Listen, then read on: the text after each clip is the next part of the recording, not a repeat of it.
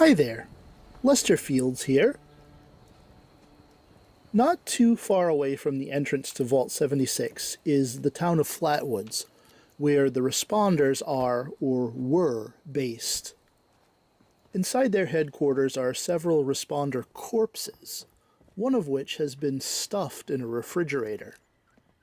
Picking the lock to open it and searching the body, I immediately got the hint that this responder wasn't a corpse when he was trapped inside.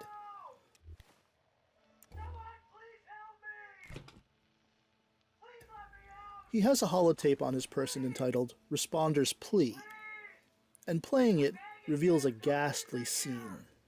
No, this man was very much alive inside that fridge, at least for a time. Though it was hard to listen to, among his pleas for help, he gives away the location of his life savings in the hopes that someone hearing him cry out will let him out of the fridge in exchange for the information.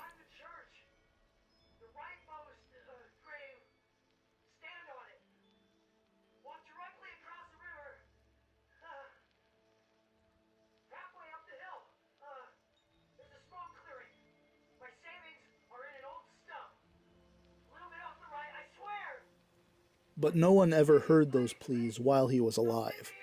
Or maybe they did and chose to ignore him.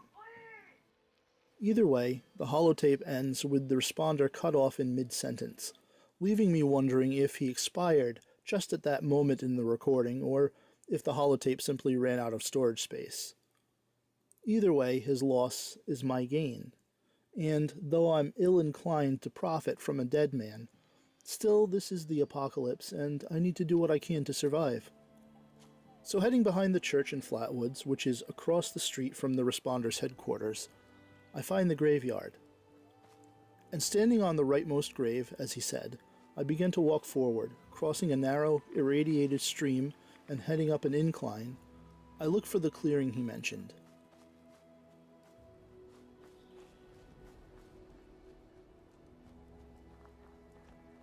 Heading just slightly to the right, I happen upon an old stump with some soot flowers growing alongside it. At the back is the man's hidden cache, and in my game it contained another of his recordings, presumably made to himself. It had 18 caps, some 10mm rounds, and a 10mm pistol that was grayed out because I wasn't at a high enough level to use it yet. A good weapon for later, I suppose. Listening to the holotape he left here, entitled A Reminder to Myself, I find out the reason why he stashed this 10mm pistol away. Reminder to myself. The responders are good people. They're trying their damn best, for sure. Things aren't good, and stuff is getting worse. Anyway, this is a reminder to myself. A reminder that this gun is my insurance. Things get real bad if the food runs out or water runs dry. I get to decide how I leave this goddamn world. I'm not gonna let myself suffer. I'm not gonna die hungry and alone. I can't.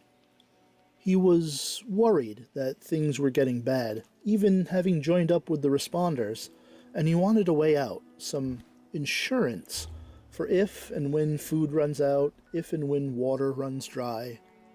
It seems as though he was afraid of dying hungry and alone, and the pistol in his stash would allow him that choice of leaving this world on his terms. But that didn't happen.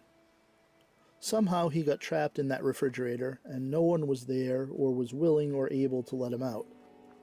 And so he had no choice whatsoever but to face his fears of dying alone and hungry, and it's clear now why he was so desperate in his pleading to be let out. And the worst thing about this sad story is that this man, this responder, who more than likely helped many others but was abandoned in the desperate moments when he needed help himself, was most likely deliberately stuffed in that refrigerator by someone else.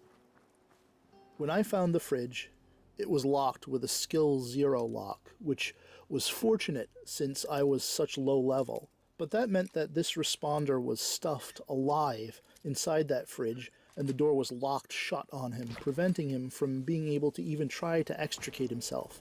I wonder if the holotape recording we hear is this man pleading directly to whomever put him in that fridge to begin with. I guess I'm unlikely to find out the answer. Anyway, this was the first real environmental story I happened upon in Fallout 76, and I wanted to share it with all of you. Did you come across this poor trapped soul as well? Were you able to find his life savings? Let me know in the comments. I've got a few stories like this one ready to be edited and uploaded, and I'll do so in between the beta times, so please stay tuned for more. And until then, thanks so much for watching.